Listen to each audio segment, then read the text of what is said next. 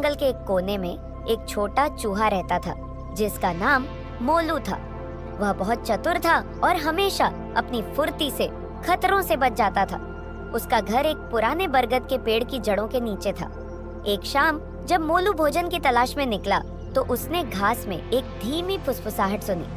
पास ही एक लंबा फुर्तीला सांप बैठा था जिसका नाम सरपण था। उसकी सुनहरी आंखें अंधेरे में चमक रही थी।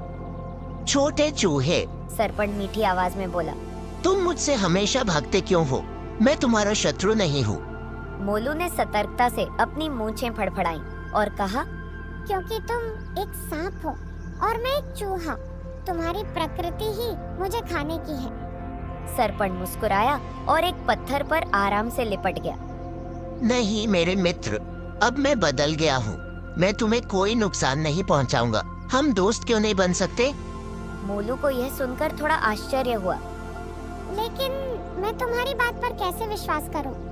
सरपण ने एक लंबी सांस ली और कहा, आओ मेरे पास बैठो। मैं तुम्हें दूर दराज की जगहों की अद्भुत कहानियाँ सुनाऊंगा। मोलू थोड़ा झिझका, लेकिन उसकी जिज्ञासा उसे रोक नहीं पाई। वह धीरे धीरे सरपण के पास बैठकर उसकी कहानियां सुनने लगा। कुछ दिनों में मोलू को सरपण पर भरोसा होने लगा। वह अब उससे नहीं भागता था और कभी-कभी अपने भोजन का थोड़ा हिस्सा भी उसके साथ बांटता। लेकिन एक दिन जब मोलू अपने बीज कुतर रहा था, उसने देखा कि सरपण की आंखों में अजीब सी चमक थी। उसके रेंगने का तरीका भी बदला हुआ था। तुम मुझे इस तरह क्यों देख रहे हो? मोलू ने चौकन्ने होकर पूछा।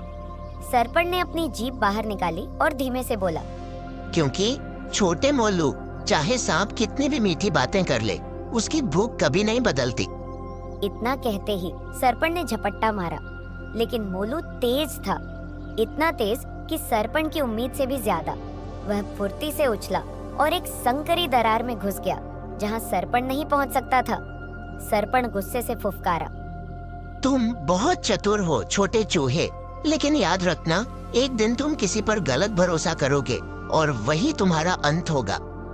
अपनी बिल से सुरक्षित बैठा मोलू मुस्कुराया और धीरे से फुसफुसाया, और तुम सरपण हमेशा एक सांप ही रहोगे। शिक्षा: झूठे मीठे शब्दों पर विश्वास मत करो, बल्कि लोगों की सच्ची प्रकृति को समझो।